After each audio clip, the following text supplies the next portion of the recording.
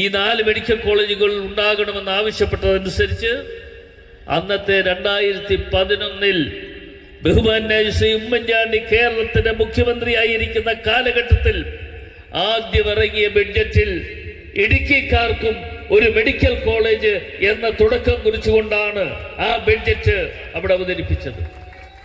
അതല്ലാതെ കണ്ട് ഇന്ന് ചില ആളുകൾ അവകാശപ്പെടുന്നത് വെറും തെറ്റായ ധാരണയാണ്.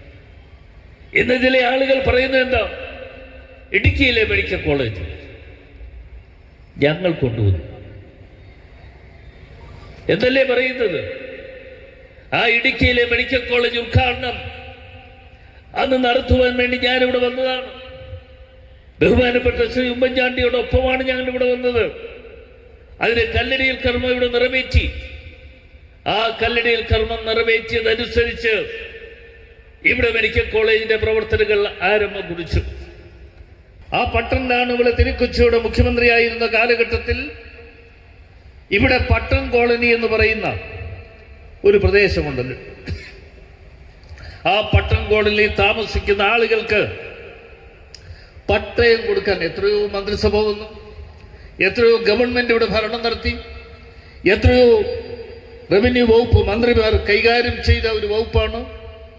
പക്ഷേ ആ പട്ടം കോടതിയിൽ താമസിക്കുന്ന ആളുകൾക്ക് 2012 ശേഷം അന്നത്തെ റവന്യൂ വകുപ്പ് മന്ത്രി എന്നുള്ള നിലയിൽ അടൂർ പ്രകാശിന് അന്ന് പട്ടയം കൊടുക്കാനുള്ള അവകാശം, അതിനുള്ള ഭാഗ്യം ലഭിച്ചത് എന്ന് ഞാൻ സന്തോഷത്തോട് പറയുന്നു.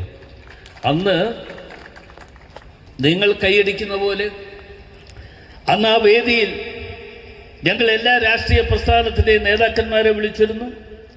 വിളിച്ച കൂട്ടത്തിൽ അന്നത്തെ മാർക്സിസ്റ്റ് പാർട്ടിയുടെ ജില്ലാ സെക്രട്ടറി ആയിരുന്ന നമ്മുടെ മണിയാശാനും ഉണ്ടായിരുന്നു.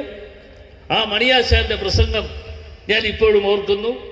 അടൂർ പ്രകാശിനല്ലാതെ മറ്റൊരാൾക്കും പട്ടം കോളനിയെ പോലെയുള്ള പ്രദേശത്ത് പട്ടയം കൊടുക്കാൻ കഴിയില്ല, അത് കൊടുത്തിരിക്കുന്നു, അതിന് ഞാൻ അഭിനന്ദിക്കുന്നു എന്ന് പറഞ്ഞ കാര്യം ഞാൻ ഓർത്തു പോവുകയാണ്. ഞാൻ പറഞ്ഞത് ഇപ്പോൾ ഒരു കുരുക്ക് വന്നിട്ടുണ്ട്.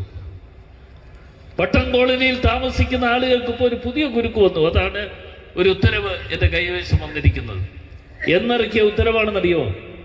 മാർച്ച് മാസം എന്ന് വെച്ചാൽ ഈ മാസം 16-ാം തീയതിയാണ് ഈ ഉത്തരവിറക്കിയത്. ആ ഉത്തരവിൽ പറഞ്ഞിരിക്കുന്നത് അവിടെ യാതൊരു പ്രശ്നവും ഉണ്ടായിരുന്നില്ല. പട്ടം കോളനിയിൽ താമസിക്കുന്ന ആളുകൾക്ക് അവർക്ക് ഏത് തരത്തിലും അവർക്ക് കെട്ടിടങ്ങൾ വെക്കണം, അല്ലെങ്കിൽ അവിടെ എന്ത് പണി നിർമ്മാണ പ്രവർത്തനം നടത്തണമെങ്കിലും അവർക്ക് നടത്താൻ കഴിയുമായിരുന്നു. പുതിയ ഉത്തരവ് പിണറായി വിജയന്റെ സർക്കാർ വന്നതിന് ശേഷം ഇപ്പോൾ ഈ സർക്കാർ അധികാരത്തിൽ ഇരിക്കുന്ന സമയത്ത്, ഈ തെരഞ്ഞെടുപ്പ് നടക്കുന്ന വേളയിൽ അവർ ഇറക്കിയിരിക്കുന്ന ഉത്തരവനുസരിച്ച് അവിടെ കെട്ടിടം പണി നടത്തണമെങ്കിൽ, അവിടെ ഒരു ശൗചാലയം പണിയണമെങ്കിൽ ജില്ലാ കളക്ടറുടെ അനുമതി വേണം. അനുമതി വാങ്ങിക്കൊണ്ട് മാത്രമേ നടത്താൻ പാടുള്ളൂ എന്ന ഉത്തരവാണ് ഇറക്കിയിരിക്കുന്നത്. അപ്പോൾ ഇത്തരത്തിലുള്ള ഉത്തരവുകൾ ഇറക്കി ഈ ഇടുക്കിക്കാർക്ക് ഏറ്റവും ദോഷമുണ്ടാക്കുന്ന തരത്തിലേക്ക് പോവുകയാണ്. ഞങ്ങൾ നിങ്ങളുടെ മുമ്പിൽ ഒരു ഉറപ്പ് തരുന്നു. UDF ഗവൺമെന്റ് അധികാരത്തിൽ വരാൻ ഇനി അധികം കാലതാമസം ഉണ്ടാകില്ല. UDF ഗവൺമെന്റ് അധികാരത്തിൽ വരുമ്പോൾ നിങ്ങൾ ഇവിടെ പണിതിട്ടുള്ള ഈ കെട്ടിടങ്ങൾ ക്രമവൽക്കരണം നടത്തുന്നതിന് വീണ്ടും നിങ്ങൾ പണമടയ്ക്കണമെന്ന് ഈ സർക്കാർ പറഞ്ഞിട്ടുണ്ട്. പക്ഷേ ഞങ്ങൾ അധികാരത്തിൽ വരുമ്പോൾ ഒന്ന് ഞാൻ പറയുന്നു, ഒരു നയാ പൈസ ചെലവഴിക്കാതെ കണ്ട് നിങ്ങൾക്ക് ഈ ക്രമവൽക്കരണം നടത്തുവാനുള്ള അവകാശം ഞങ്ങൾ നടത്തും, അവകാശം ഞങ്ങൾ തരും. അതാണ് UDFന്റെ ഒരു കാഴ്ചപ്പാട്.